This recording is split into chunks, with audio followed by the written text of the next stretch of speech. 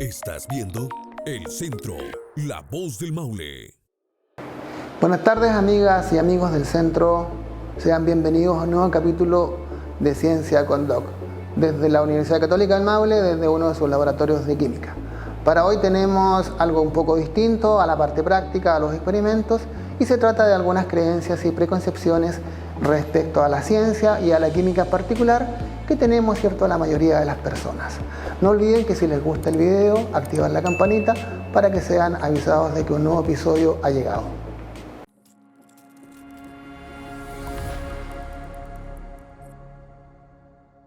Buenas tardes. Como les decía, vamos a hablar hoy día acerca de la ciencia, acerca de la química, muy brevemente obviamente, algunas de sus creencias y algunas de sus preconcepciones.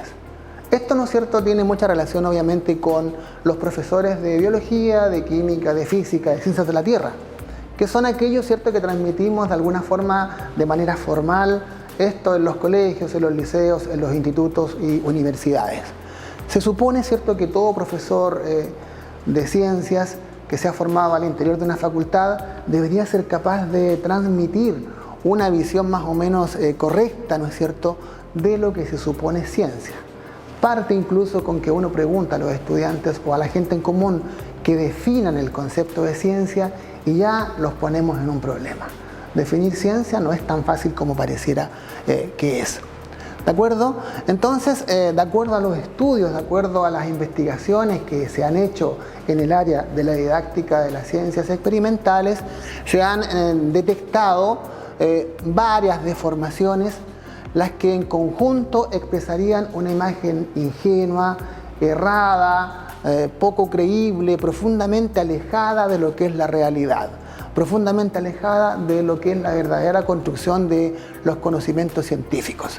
Pero bueno, se ha ido enraizando, ha ido creando cierta coherencia y por tanto, bueno, está transmitiéndose, como les digo, muy a menudo en todas partes. Una primera deformación que se ha estudiado es la que transmite una visión rígida, algorítmica, exacta, infalible, absoluta de la ciencia. La ciencia no es tan, ¿no es cierto?, infalible. La ciencia falla, ¿no es cierto? La ciencia no lo puede todo, puede explicar aquello probablemente que está ligado a lo material y en otros terrenos le es vedado, ¿cierto?, dar explicaciones. Por tanto, tiene sus limitaciones. Es una ciencia que no estaba, ¿no es cierto?, o mejor dicho, que no estaba cuando llegamos. Es una creación, es una invención del humano. Eso es la ciencia, con todos sus errores, con todas sus virtudes, con todos sus rigores, con todos sus defectos. Una segunda deformación es la visión aproblemática, ahistórica de la ciencia, lo que se llama una visión ergodogmática y cerrada de ella, en donde, ¿no es cierto?, se transmiten conocimientos ya elaborados, que la teoría de la evolución de Darwin, ¿no es cierto?, que la teoría de la relatividad, como si eso fuera, ¿no es cierto?, ya la panacea misma, como si ya no tuviera ninguna posibilidad de ser cambiada, ninguna posibilidad de ser modificada o complementada. Por cierto, muy alejado del desarrollo histórico también de cómo se fueron aconteciendo los hechos y los sucesos que permitieron llegar a lo que hoy día conocemos como ciencia, ¿no es cierto? No olviden que toda la ciencia que nosotros generalmente transmitimos es aquella que nos ha legado, por decirlo de alguna forma, el mundo anglosajón, ¿no es cierto? Todo lo que han hecho los ingleses, alemanes, austriacos, Estados Unidos de Norteamérica. Pero bueno, uno piensa, y en África no se hacía ciencia en algún momento, en Asia, en la antigua China, en la misma América, por ejemplo, ¿cierto? ¿Acaso nos descubrieron, como dicen por ahí? Estábamos de mucho antes, ¿no es cierto? Y seguramente ciencia se hacía de alguna forma en esos tiempos también. Pero bueno, todo el avance que hemos logrado, ¿cierto?, es verdad, se ha logrado, ¿no es cierto?, gracias a todo este conocimiento que nos han legado aquellos Darwin, aquellos Lavoisier, aquellos, ¿no es cierto?, Franklin o aquellos Newton, por ejemplo. Una tercera deformación es que la que transmite una visión descontextualizada, socialmente neutra de la ciencia. Se ignoran las complejas relaciones ciencia, tecnología y sociedad. La ciencia no es neutra. La ciencia, ¿no es cierto?, invade, la ciencia está permeada por intereses económicos, a veces, ¿cierto?, por intereses políticos, tiene alto impacto, ustedes bien lo saben, por tanto la ciencia no es neutra. Por último, una de las deformaciones más señaladas e investigadas, ¿cierto?, es aquella que transmite una visión individualista, elitista, machista a lo mejor, ¿no es cierto?, de la ciencia, en donde obviamente se atribuye todo el conocimiento científico al genio de unos hombres, de unos pocos hombres, y se deja en papel secundario todo el aporte que han hecho mujeres tan valiosas como, por ejemplo, Rosalind Franklin, ¿no es cierto?, Lisa Meitner en física, o qué sé yo, la misma María Sklodowska o Marie Curie, que ustedes bien conocen. Por ejemplo, nosotros hemos preguntado a estudiantes de educación media si acaso creen que podrían dedicarse a la ciencia. Fíjense lo que nos responden. Se han hecho investigaciones. Dice ese estudiante, una dama, no me imagino dedicándome a la ciencia, porque yo no soy una persona inteligente como para llegar a ser una científica. Soy inteligente, pero nunca tanto. Y tampoco me interesa mucho la ciencia. Una segunda persona, una segunda estudiante, ¿no es cierto?, de igual edad, de 16 años, dice, yo no me imagino dedicándome a la ciencia, porque es una carrera larga y hay que tener inteligencia. Y yo no me siento capacitada ahora ni en varios años para dedicarme a eso. O sea, solamente para personas inteligentes.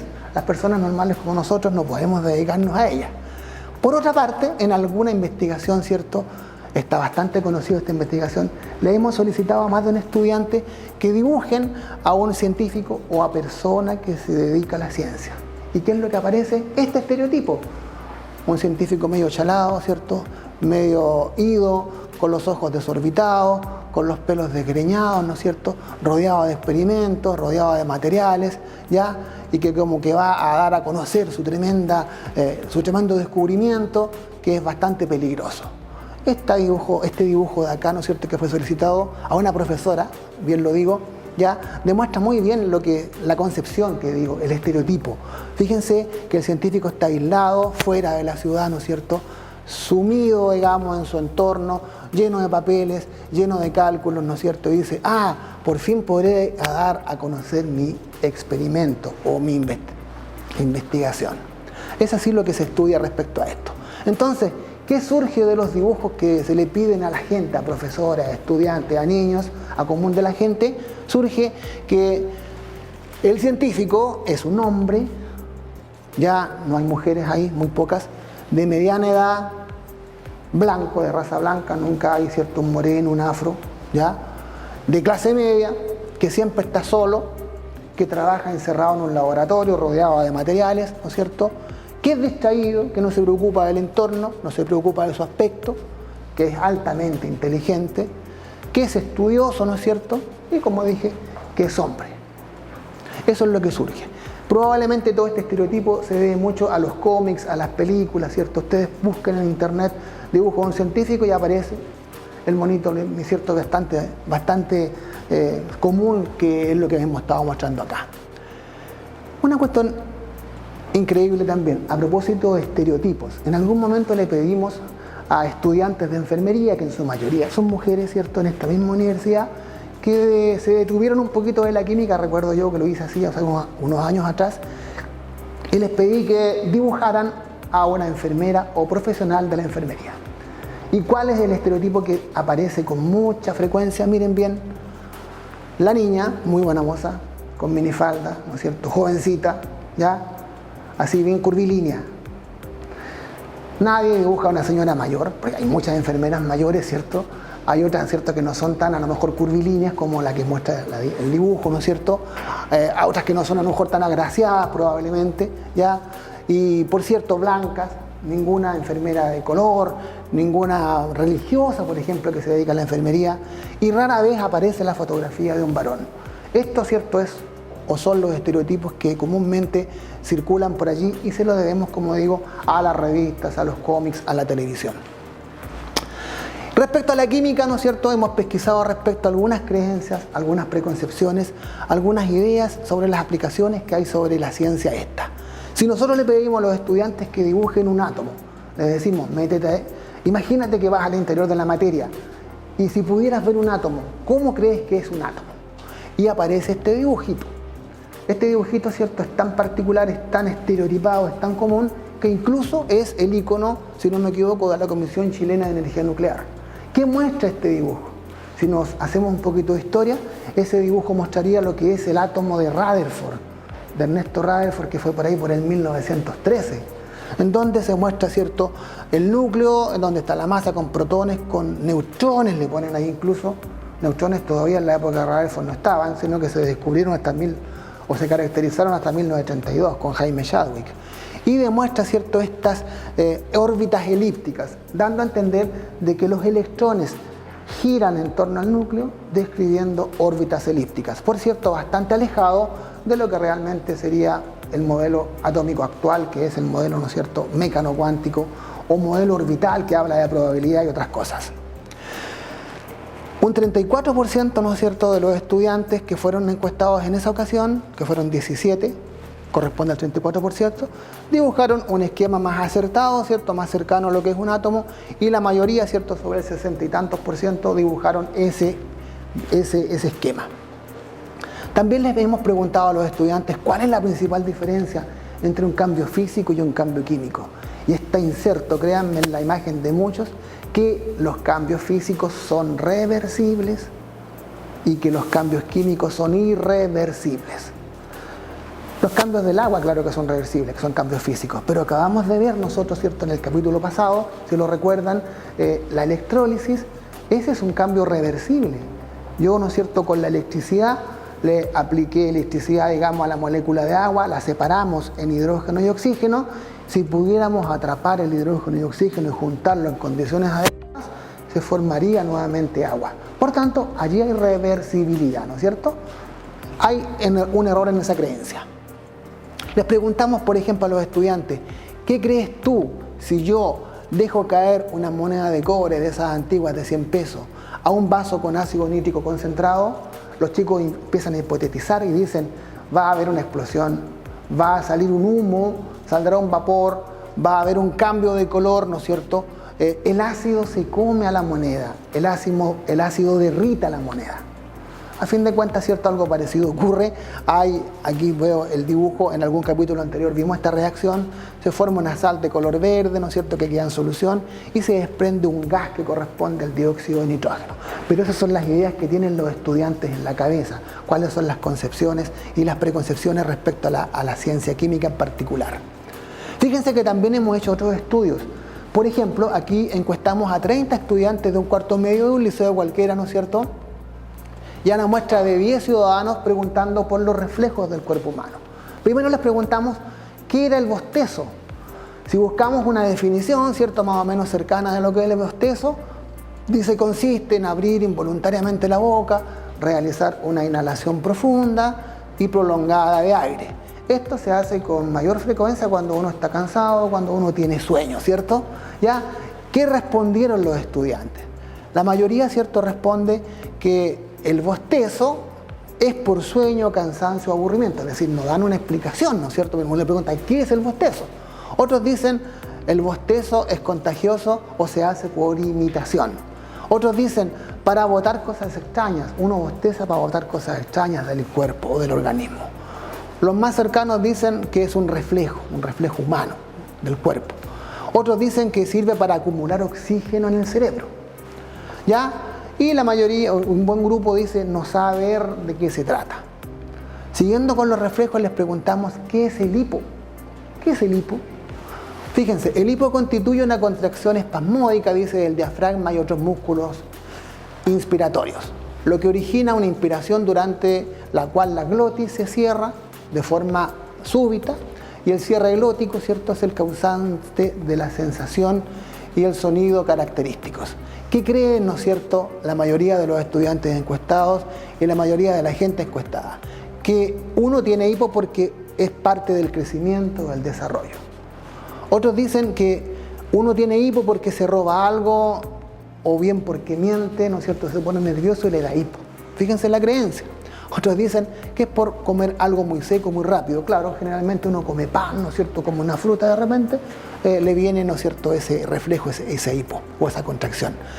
Otros, ¿cierto?, brevemente dicen contracción y dilatación del diafragma, serían los que están más cercanos a una respuesta acertada, ¿cierto?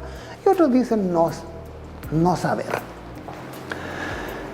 Preguntamos también cosas como, por ejemplo, ¿qué es la dureza? Yo le pregunto al estudiante si esto es duro, está cubierta, y el estudiante me dice, sí, profesor, eso es duro. ¿La pizarra es dura? Le pregunto, sí, la pizarra es dura. ¿El suelo es duro? Claro que es duro. Entonces les pregunto después, ¿cuál es el material más duro que se conoce en la naturaleza? Hemos sabido que el material más duro es el diamante. O sea, no hay nada más duro que el diamante. Quizás, ¿no es cierto?, alguien tuviera diamante sería bastante bonito, pero bueno, no está muy cercano para nosotros ni para nadie. Pero les digo, imagínense un trozo de fierro, como esta base, ¿no es cierto?, y un trozo de diamante. Y si yo le pego un golpe al diamante y un golpe al fierro con un martillo, ¿qué le pasa al diamante? Se tritura. ¿Y qué le pasa al fierro? Nada. Bueno, ¿acaso no es más duro el diamante que el fierro? ¿Por qué pasa eso? Por una cuestión muy simple. Por dureza no entendemos lo que es. Lo que estamos probando con ese golpe es la tenacidad, es la resistencia que tiene el cuerpo al golpe. Y allí, ¿no es cierto?, el fierro es mucho más resistente y tenaz que el diamante. Pero si pensamos en lo que es la dureza no es otra cosa más que la resistencia que ofrece un cuerpo a ser rayado. Y allí el diamante literalmente es el top 10, el que tiene dureza 10. Hay una escala de dureza, ¿cierto?, que nos legó el señor llamado Federico Moss, ¿cierto?, en donde el diamante se ubica con dureza 10, ahí arriba. En segundo lugar, con dureza 9 el corindón, que sería el rubí, otra piedra preciosa, ¿no es cierto? Por ejemplo, que un clavo cualquiera, una dureza 6.5. Ya el vidrio, por ejemplo, tiene una dureza de 5.5. Y lo que es menos duro sería el yeso con dureza 2 y el talco con dureza 1. Por tanto, como digo, la dureza es la resistencia de un cuerpo a ser rayado o bien la capacidad del cuerpo a rayar a otro, para rayar a otro. Y allí el diamante es el más. También les preguntamos a todos qué se entiende por octanaje de una bencina. Todo el mundo, ¿cierto?, dice que está cara la bencina 97, que está cara la bencina 95 o la de 93. Hablamos con tanta naturalidad, ¿no es cierto?, sobre los octanajes y no sabemos prácticamente de qué se trata. Bueno, no es ningún pecado no saberlo en todo caso, pero a veces, ¿no es cierto?, es conveniente, ya que estamos en constante contacto con este lenguaje, con esta nomenclatura, de decir lo que es. Generalmente, ¿cierto?, de los componentes de la bencina que vienen del petróleo, hay entre 5 y 15 carbonos más o menos. Se han elegido dos, bien rápidamente lo explico, que es el heptano con 7 carbonos, que es lineal, y el isooctano, que tiene un total de 8 carbonos, ¿no es cierto? Entonces, se comprobó de alguna forma, bien breve lo explico, que el heptano cuando se combustiona es una explosión muy violenta. Y el isooctano, por su parte, tiene una explosión más moderada. Por lo tanto, a una bencina que tiene condiciones detonantes similares a la de una mezcla formada por 5%, ¿no es cierto?, de heptano, del violento, y un 95% de isooctano, del más moderado, se le llama o se le da el nombre de bencina o gasolina de 95 octanos. Y así, ¿no es cierto?, la de 97 será 97% de isooctano y 3% de N-heptano. Una última cuestión, ¿cierto?, que hemos ubicado. Todo el mundo habla de los ácidos omega. Consume omega 3, consume omega 6, ¿no es cierto? Eso con mucha naturalidad lo decimos y nos estamos tratando de sugerir que lo consumamos.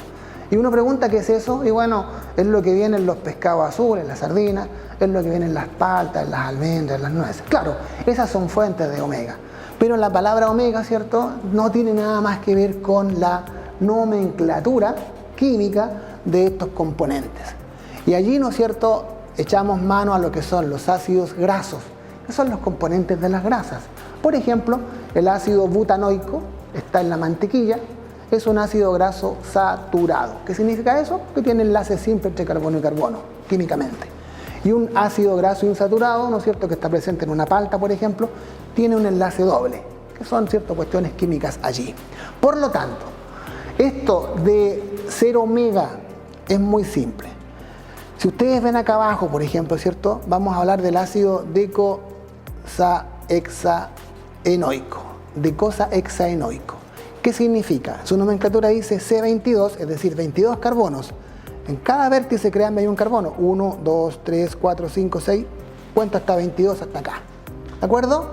Y estas dobles rayitas son los dobles enlaces o las insaturaciones químicas que hay. Por lo tanto, se considera que este carbono del grupo carboxilo, ya que está acá, químicamente hablando, es el carbono alfa.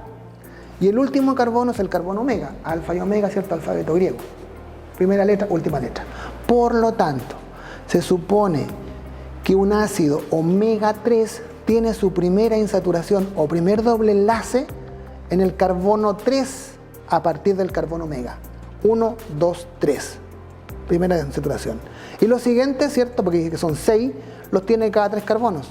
Carbono 3, carbono 6, carbono 9, carbono 12, carbono 15, carbono 18. Así las cosas, por ejemplo, un omega 6 como el ácido, ¿no es cierto?, linoleico, ¿ya? El ácido linoleico tiene 18 carbonos y 2 dobles enlaces. Y dice que es omega 6. Por tanto, el primer doble enlace lo va a tener aquí, en el carbono 6, a partir del omega. 1, 2, 3, 4, 5, 6. Y el siguiente, cada 3 carbonos más. Esa sería la idea, ¿no es cierto?, de la nomenclatura omega.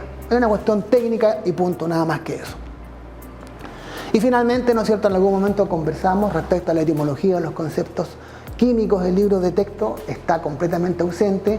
Ya nosotros hablamos en el capítulo anterior, por ejemplo, de lo que significaba ion, de lo que significaba electrodo, de lo que significaba la química, etc.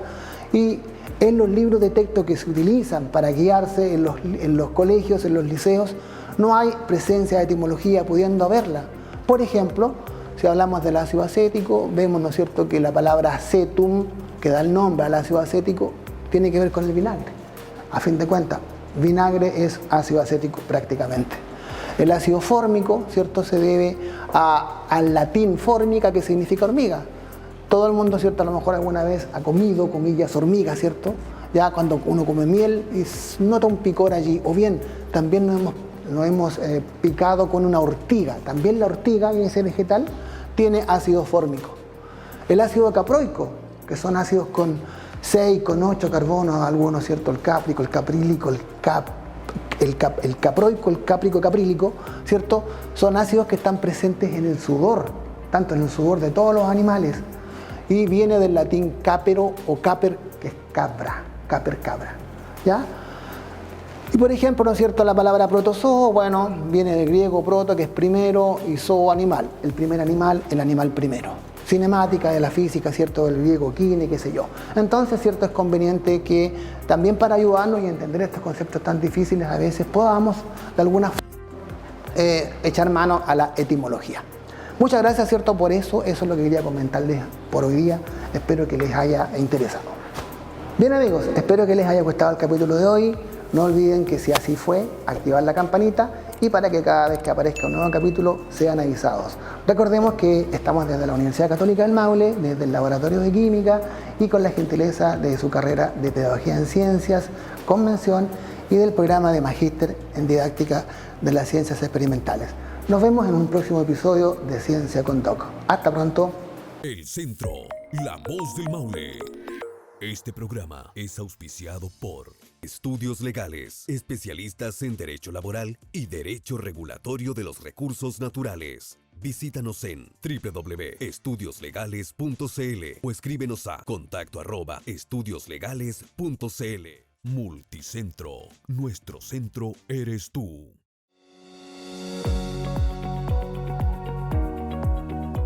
Hoy día estamos aquí compartiendo en el centro de distribución la entrega oficial de una mejora sustantiva que hicimos en lo que es el ambiente del trabajo, aquí todo lo que es la infraestructura, pensando en la calidad de vida y el bienestar de las personas. En realidad esto comenzó como un sueño y terminó en esta tremenda realización que a los chiquillos, mis colegas, les va a traer mucha satisfacción. Multicentro, contribuyendo al bienestar y calidad de vida de nuestros clientes y colaboradores. Visítanos en www.multicentro.cl. El Centro, la voz del Maule.